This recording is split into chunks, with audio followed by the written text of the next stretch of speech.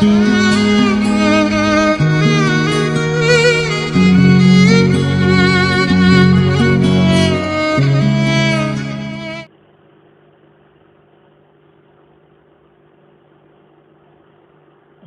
بالله من الشيطان الرجيم. بسم الله الرحمن الرحيم. الحمد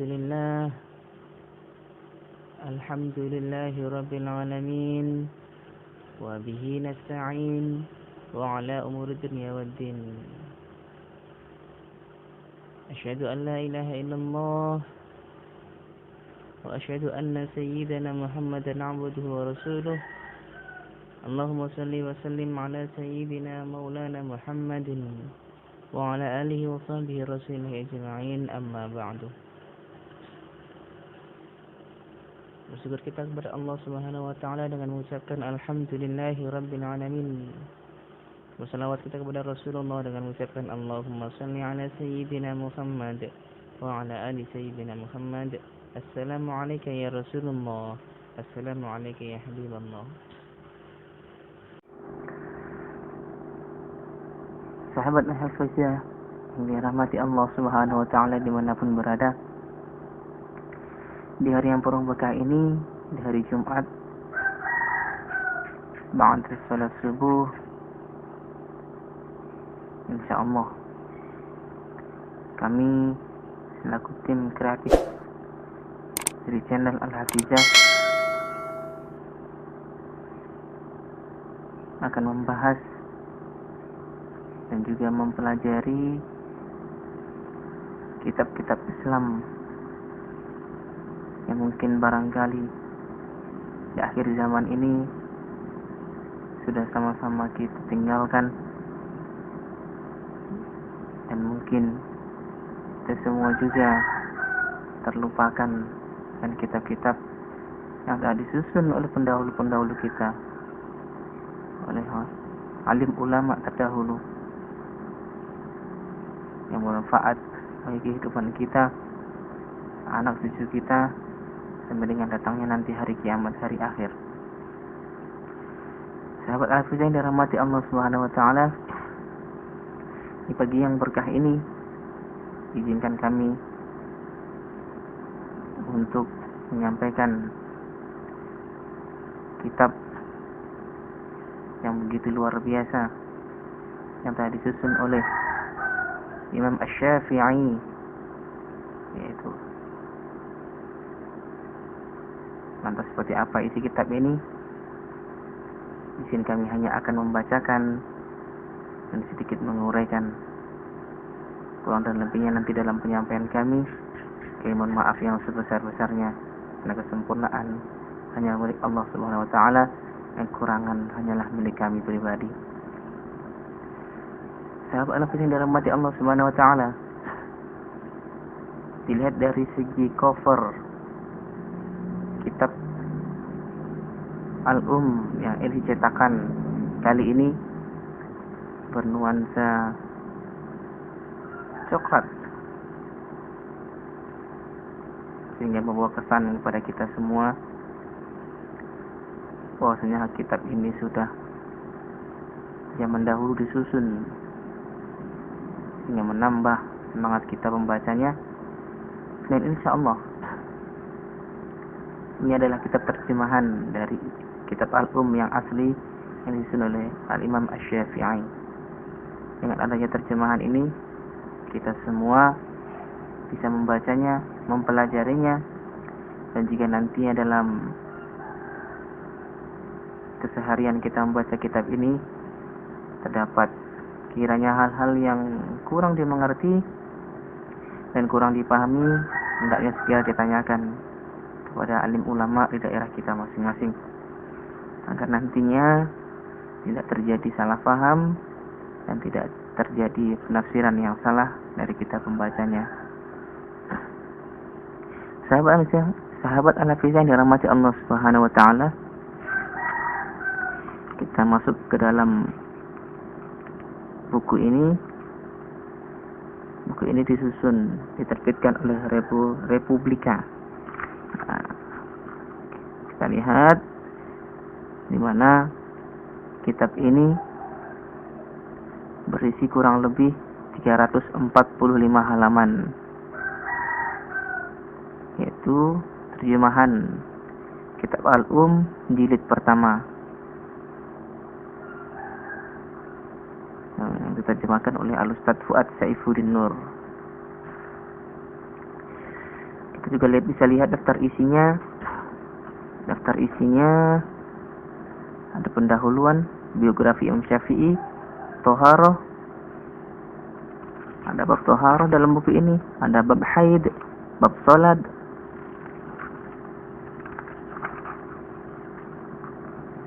dan juga sholat sunnah. Ada 4 subbab besar, insyaallah ada dalam kitab terjemahan ini di bab yang pertama, di jilid pertama.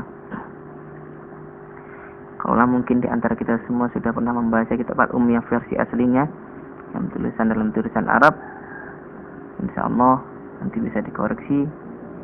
Sama-sama kita koreksi apabila ada kesalahan dalam penerjemahan kitab ini, maka hendaknya nanti bersama kita sampaikan kepada penerbitnya. Dan di sini kami juga hanya membacakan apa yang tertulis, dan insyaallah semoga tetap memberikan manfaat bagi kita semua pendengar, dan juga terkhusus bagi kami yang membacakannya. Kita masuk ke bab pertama, yaitu pendahuluan. Bismillahirrahmanirrahim. Segala puji bagi Allah, Tuhan alam semesta.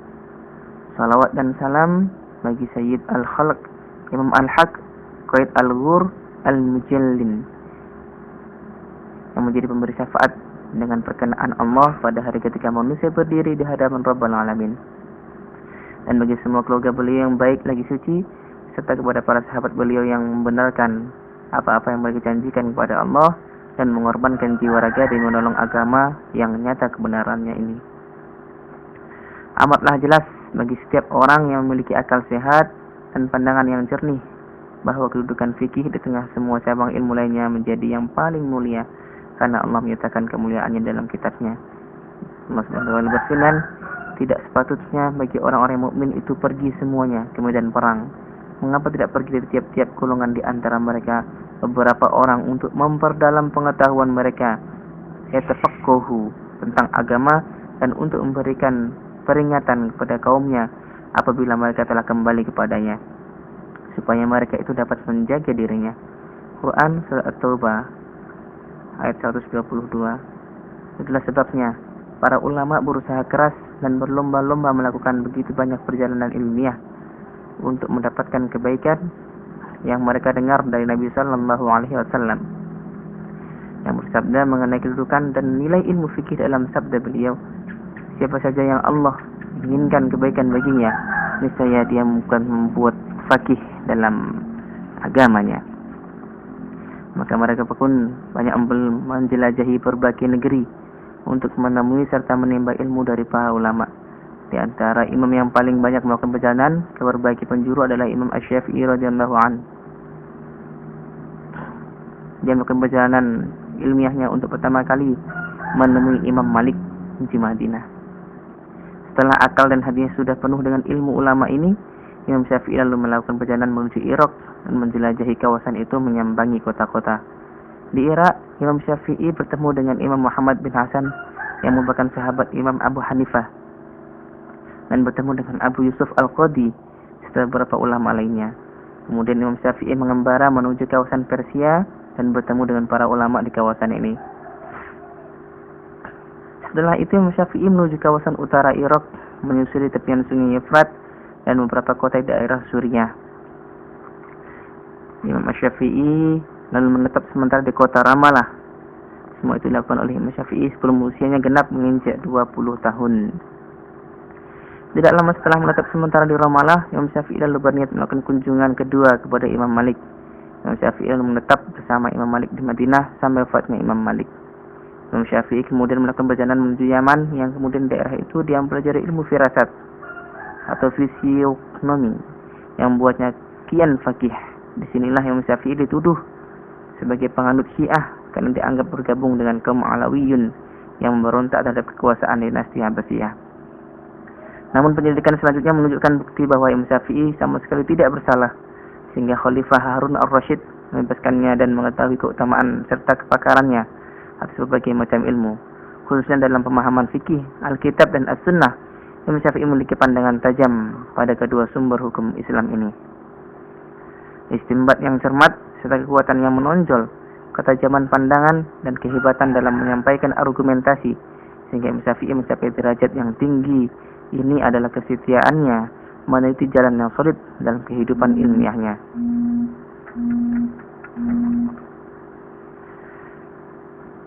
Yaitu dengan memelihara adab kaum Badui serta menguasai ilmu bahasa Arab, baik yang fasih maupun yang gharib, dan menghafal syair-syair serta sejarah kawasan barat, sehingga menjadikannya sosok hujjah dalam ilmu bahasa, khususnya syair-syair Fadliyun. Selain itu, Imam Syafi'i juga menguasai ilmu al-hadar serta menghimpun ilmu kalangan ahl ar-ra'i, aliran rasionalis, dan ilmu ahl al-hadis, aliran tekstualis. Lalu menguasai semua itu sampai dia mampu membuat banyak prinsip dan kaidah. Dengan semua kelebihannya itu, pamor Imam Syafi'i pun tersiar kemana-mana, sampai membuatnya menjadi keajaiban dunia di masanya. Setelah itu, Imam Syafi'i menulis banyak tulisan yang menjadi media baginya untuk menuangkan pengetahuannya dalam beberapa kitab khusus. Di antara karyanya yang paling lengkap yang sampai ke tangan kita adalah kitab yang ada di tangan kita semua saat ini. Dalam kitab ini, kita semua akan menemukan kekayaan ilmu penulisnya. Kita semua akan belajar darinya bagaimana dia berpikir, bagaimana beliau berargumentasi dan membuat teori. Kita juga akan belajar bagaimana Syafi'i mempelajari prinsip kebebasan pendapat atau hurriyah ar-ra'i. Semoga Allah Subhanahu wa taala merahmati Imam Syafi'i yang telah menciptakan bagi umat manusia jalan lurus dalam berijtihad dan menghilangkan taklid yang dengannya dia telah memenuhi dunia dengan ilmu.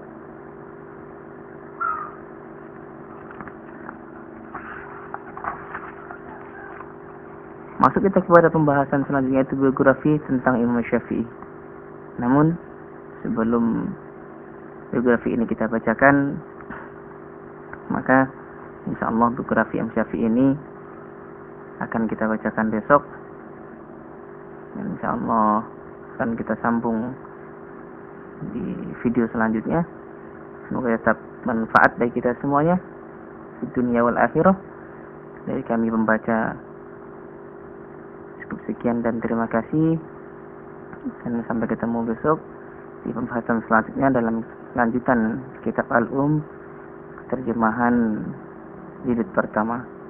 Insyaallah bermanfaat bagi kita semuanya. Akhirul kalam, wabillahi taufiq wal hidayah. Assalamualaikum warahmatullahi wabarakatuh.